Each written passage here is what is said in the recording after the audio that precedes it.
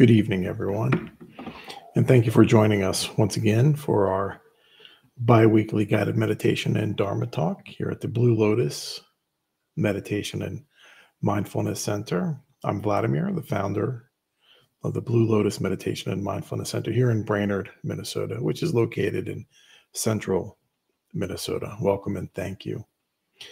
Today is March 17th, 2025. It is now 6 p.m. here at our center in the Central Time Zone. So thank you once again for joining us. Just a brief announcement or two before we totally get underway. Many of you have probably seen or maybe have heard that Microsoft will stop supporting Skype, the messaging video conferencing platform, which is what we use, which is why I mentioned this, which is what we use for our individual and Sangha meetings.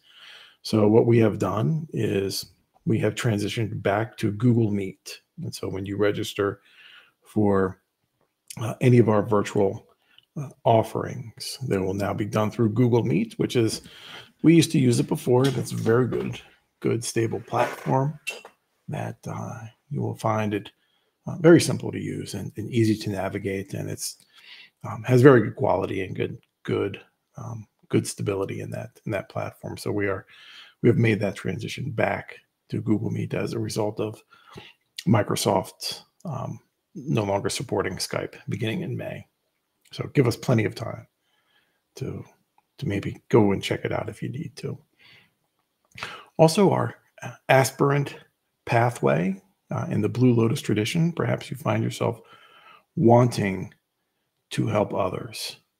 In the way that we meet every other week here in a live session or in other in-person meetings with individuals who are needing support and guidance in mindfulness and meditation. And so with our aspirant pathway, you too can advance through the knowledge and through skills development, and eventually become a Dharma teacher as well. And one of the benefits of being in our aspirant pathway is that you get all of our courses that you find at the Dharma Institute. They're for free.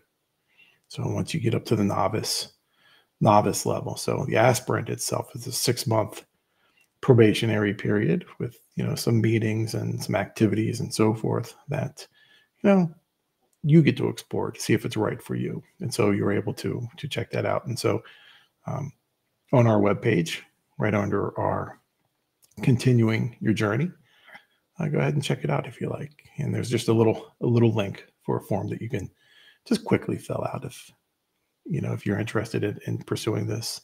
So yeah, our aspirant pathway in the Blue Lotus tradition and worldwide. Doesn't matter where you are watching us or wanting to participate from, you're more than welcome to. So let's begin with our 3 jewels as we dive into and begin our Dharma talk for this evening, our 3 jewels. I take refuge in the Buddha. I take refuge in the Dharma. I take refuge in the Sangha. Very nice. So tonight's topic is choosing your jewel.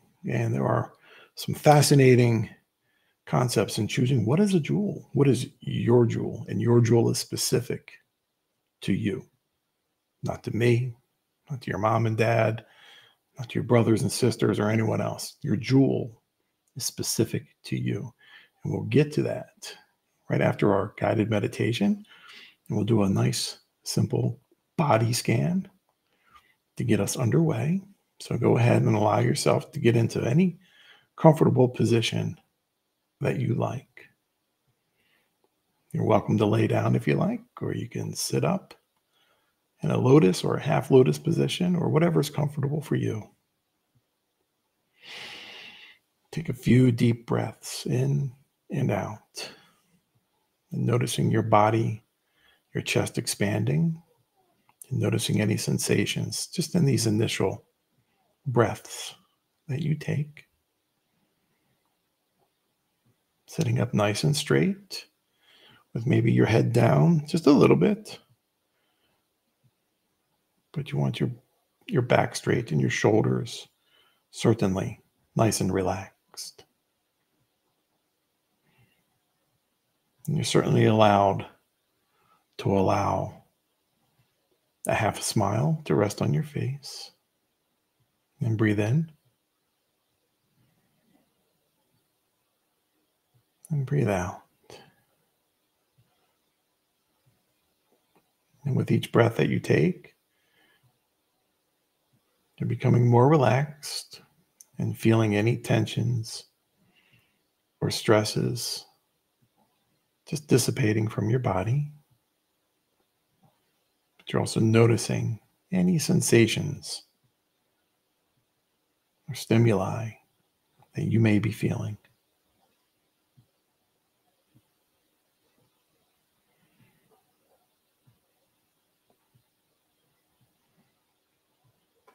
Go ahead and bring attention to your hair.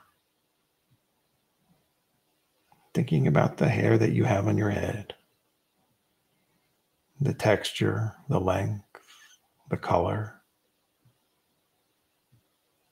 Perhaps you have no hair. Maybe you're bald like me.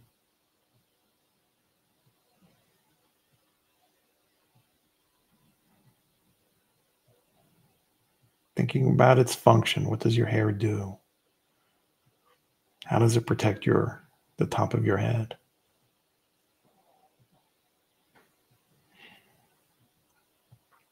And moving down to our forehead and to our eyebrows. Thinking about the shape of our eyebrows. How they help us communicate with expression.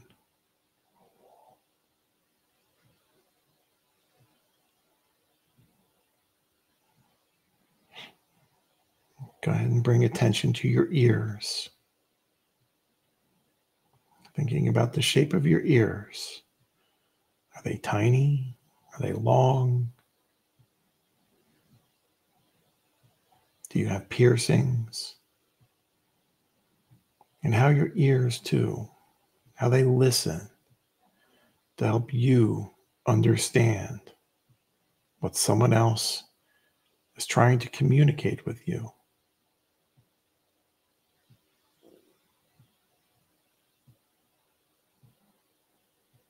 And thinking about our eyes.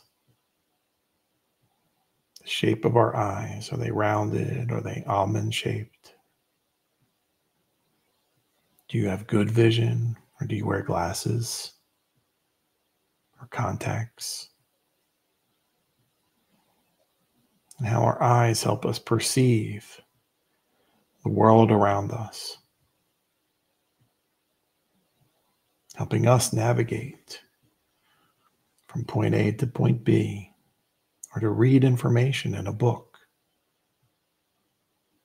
or looking at a beautiful painting or sculpture. And how, too, our eyes help us communicate, help us express joy and sorrow.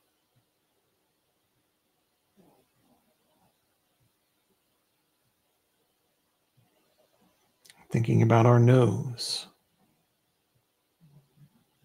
The shape of our nose. Is it long and pointy?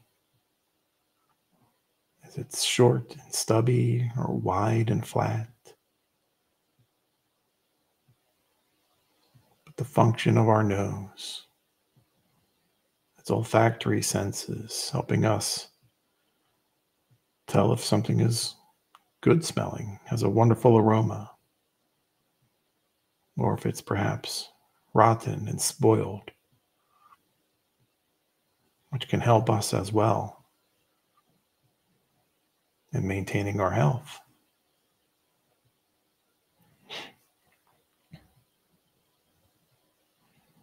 And thinking about our mouth and our teeth and our tongue and the saliva in our mouth, and how that That hole underneath our nose helps us communicate as well with verbs, adjectives, and words. It also lets us chew our food to help us maintain our life.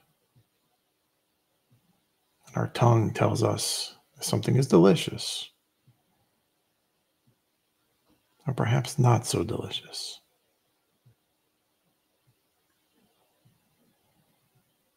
Moving down to our neck and our shoulders. Noticing any sensations, maybe some stress has built up throughout the day. And this is an opportunity for us to relax.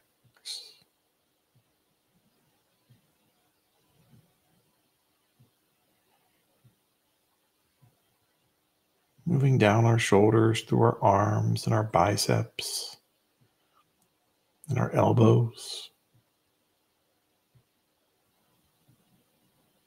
Maybe you have an old tennis injury in your elbow or a sporting injury in your arm someplace. Thinking about our wrists and our hands and fingers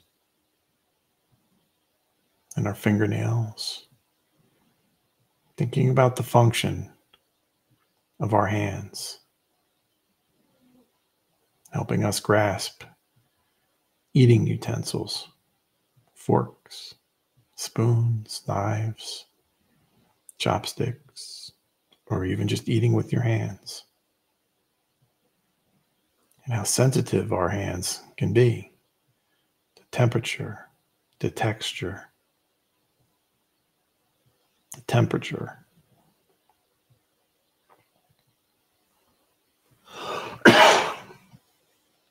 How our hands help us communicate as well. Perhaps we're writing a letter, a love letter, to someone we care deeply about, or just sharing an idea, or painting, a beautiful painting, or poem, or holding our small child to offer them comfort in times of stress or confusion, or a warm embrace to our spouse or someone else that we love, offering them refuge with our hands and arms.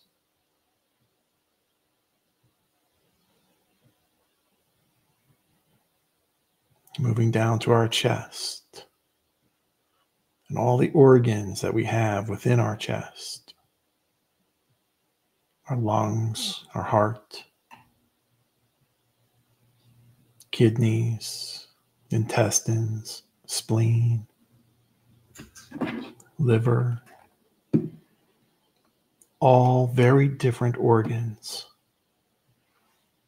but all performing a specific function to help us stay alive so that we can do good and be helpful towards others in need.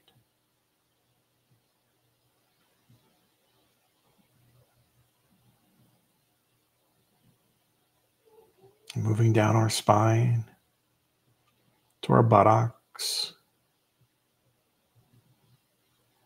to our thighs,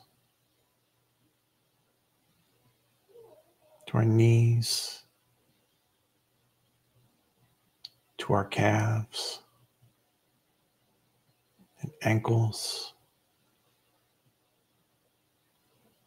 and our feet, the heels, the arches, the toes, all of the parts of our legs and feet that help us walk, to help us move from one place to another.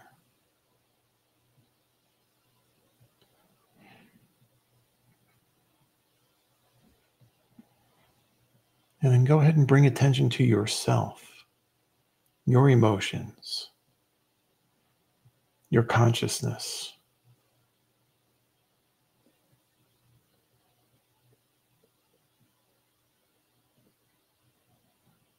Our bodies and mind are not separate.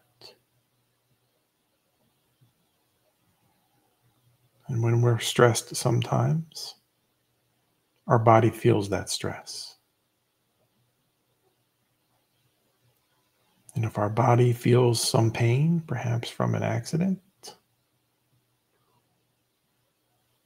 our minds can feel stressed as well.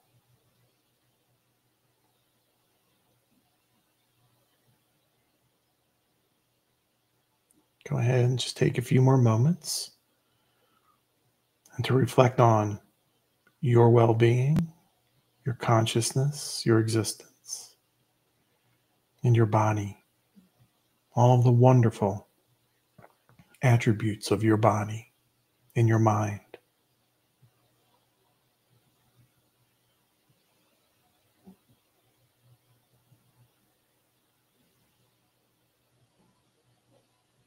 Very good.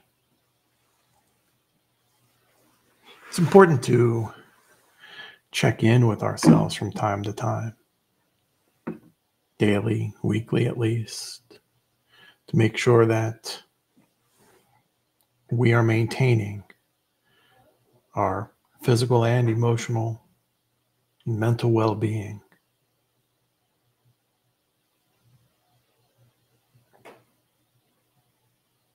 Very good. So tonight's Dharma talk, what is your jewel, right? Or choosing your jewel. What is that? What does that mean?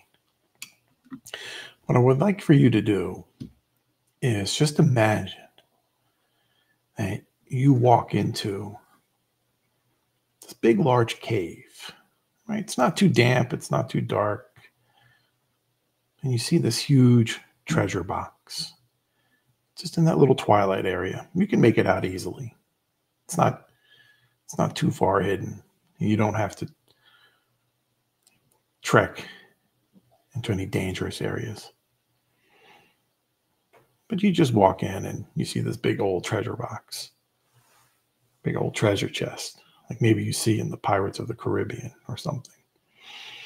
And you open it and you find that it's filled with just all types of precious gems, rubies, sapphires, jade, diamonds, pearls perhaps, all different sizes, all different qualities. But the purse that you carry, or the little bag that you carry, you can only pick one at a time. And it's the only thing that you're allowed to take with you out of that cave. It's just one jewel. So how do we choose an appropriate jewel for us? And this is certainly an analogy, right? We want to choose a jewel that best represents us. All of the qualities that you instill in your being. And this analogy is of choosing your jewel is your career, is your right occupation. If you're familiar with the Noble Eightfold Path, one of the steps on the Noble Eightfold Path is right occupation. And what does that mean? Right occupation. And why does it reflect upon us, what we choose as an occupation? Because when we choose an occupation, we are showing the world what interests us and how we can help. It's not just about earning a living for us. It is, right? We all have food to buy, bills to pay, and so forth. So when we choose our jewel, right, we're showing the world the best and the brightest qualities that we have within us. So in choosing, there are many ways to choose a job, right, a career. But we do want to have some pathways that we want to follow. And really, it's earning a living through honest and ethical means, right, where we are avoiding any occupation that causes harm to someone else or to something else, right? Because that is also a sign of a well-adjusted or an awakened mind, that the job, the jewel, the career that we choose is beneficial for everyone, including ourselves. So that certainly includes, no killing, right, or harming other living beings.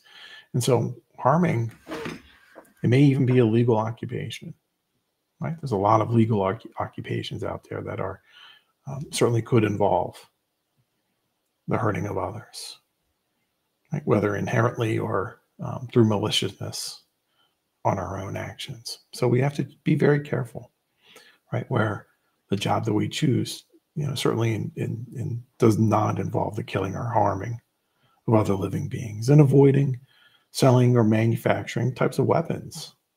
So think about that, right? What's the point? What's the purpose of a weapon, right? Certainly to protect us, right? We would think, but that also causes harm to something else, right?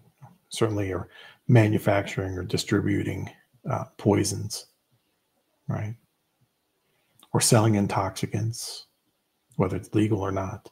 So being mindful of the career that we choose, again, whether it's legal or not.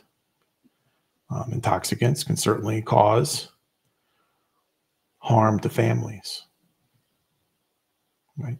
Certainly can cause harm to ourselves, right? And that is one decision that, everybody can make. But when the decision of harming ourselves through intoxication or intoxicants influences negatively someone else, right? Maybe time to rethink. But overall, we can ask ourselves, is it spiritually rewarding as well as worldly rewarding? Right? Again, we live in a materialistic world to some degree, right? We can choose the level of materialism that we choose to partake in, but regardless, we need to buy clothes, we need to have shelter and food and so forth. So it's not that it's one or the other, in the way we are now and the way society is, it's a little bit of both. But we also have to ask ourselves in earnest, is it spiritually rewarding? What does that mean, spiritually rewarding? Not only does it make us feel good, but does it uplift others as well? Right? Does our career, our choices of careers, does it uplift others as well? You could be an accountant, right? You may think that may not be uplifting, but you're helping somebody. Perhaps you're, I'm not sure where everybody's watching from, but doing taxes, right? Right? You're helping somebody, perhaps another business, perhaps, right? Maybe you work in a hospital and you have to watch their, their figures, their financial stability, so the hospital can help others. So any type of career can be uplifting and rewarding. Right? So thinking about how spiritually does it help? And so in remembering that any career that we choose, any jewel that we choose, it's important that it does not harm or hurt others. Again, even being an accountant, you could hurt somebody else deliberately. That would not be spiritually rewarding. It would also give you bad karma for the next life.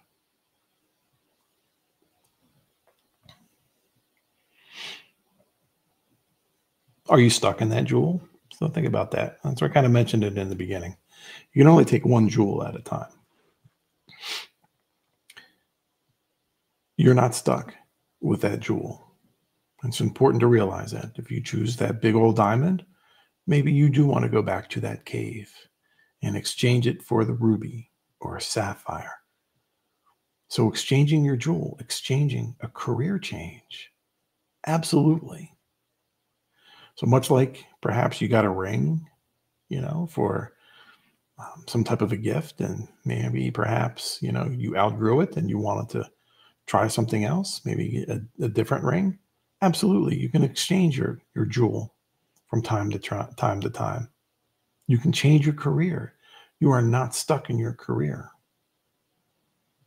Right? Remembering that the jewel that you represent or that you are choosing has to represent you. You can change. Maybe you do find that accounting isn't up for you. And maybe you think that being a chef will be. Go ahead. It's quite a career change, and everybody needs to eat, and everybody enjoys going out with their friends and family for celebrations. Absolutely. You're not stuck in your career for the remainder of your life. You can change. You're not a tree, right? You can change.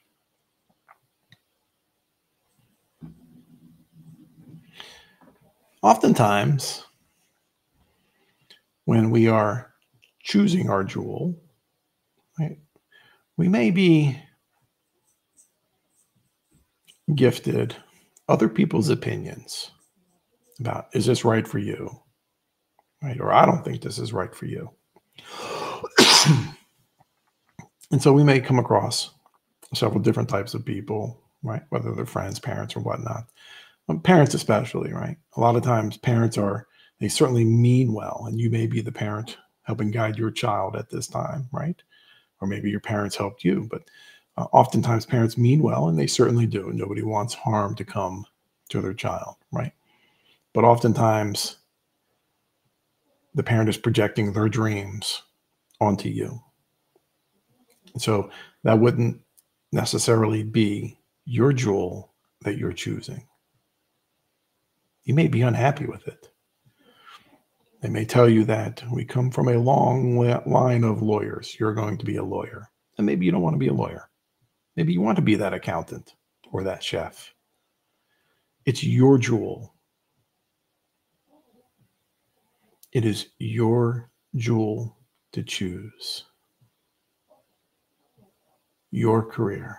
That is where you are going to find happiness and satisfaction and bringing about happiness and satisfaction to others as well. Now, when they are talking to you, right, or perhaps when you are talking to your child, but certainly if your parents are talking to you about this, right, certainly be mindful and respectful of their counsel, right? You can try what they say. I'm not saying not to, but maybe it's not for you. My father wanted me to do a couple other things following in his line of work. It wasn't for me. And friends, right? Friends will sometimes certainly share their opinion, and they certainly care as well. But truthfully, sometimes there's maybe a little bit jealousy. Maybe you have slightly different opportunity than they do. So it can be a very good friend, and sometimes there can still be that little flame of jealousy within there. But sometimes friends are just often our friends are in the same position as we are. And so their perspective may be the same as yours. And if you guys go back and forth, you may not come across or come up to any helpful decisions. Nonetheless, the jewel is yours to choose. You can certainly listen to your friends if you choose, right? Most of our friends, we think, are out there to help us, and that's certainly is the case. But sometimes that help, they have the same experience as you do. So being mindful of that. Or counselors, right? Although sometimes counselors are, not sometimes, but counselors are well-meaning, right? They are well-meaning in their guidance and their suggestions to help you navigate uncertain waters, but sometimes they're overworked, right? And they may not be able to understand exactly what your needs and desires truly are. Right? And oftentimes too, that counselors, or even sometimes parents and friends, right? Their suggestions are just merely based off of opinions and not much else. So understanding that the ultimate decision in choosing your jewel is up to you. And again, you can certainly change your jewel whenever you want. And what about other people's jewels? Well, you may find yourself in the position where someone is asking you, well, what do you think I should do? What type of a career path is good for me? How should I pick this jewel? You do want to be mindful of that response as well, because it's oftentimes going to be based off of opinion, just like when somebody else gave their opinion to you. Your opinion is, sure, it may be taken and seriously considered, but you don't want someone else to be unhappy because of a decision or statement that you made, whether it's positive or negative. So we have to let people find their own pathway, choose their own jewel, and then having the understanding that they can bring that jewel back to that treasure box and choose something else. They can work in a career field for 5, 10, 15, 20 years and decide for a change, right?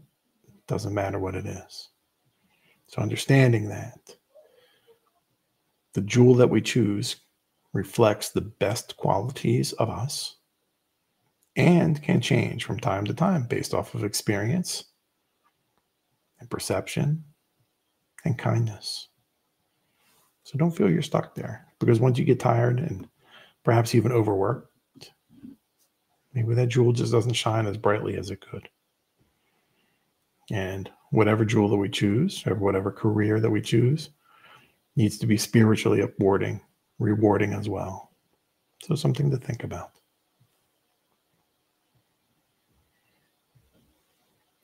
So our next talk is on March 31st, the last day of the month, and that will be entitled The Awakening Mind, or Qualities of an Awakening Mind. How do we know somebody's mind is not closed off or opening up? Right? It's important to have that awakening, right? That understanding of the mindsets that perhaps we're holding may be limiting us. So March 31st, The Awakening Mind, or Qualities of an Awakening Mind, from 6 p.m. to about 6:30 or so. We hope to see you then. So with that, my friends, I wish you all a wonderful evening or afternoon, wherever you may be watching. Feel free to reach out to us. Feel free to comment below if there's something that you would like to state or share. Perhaps a future consideration, future Dharma talk idea. I'm always welcome to those. But with that, my friends, we wish you all an evening or day filled with peace, ease, and well-being. And we wish you many, many blessings.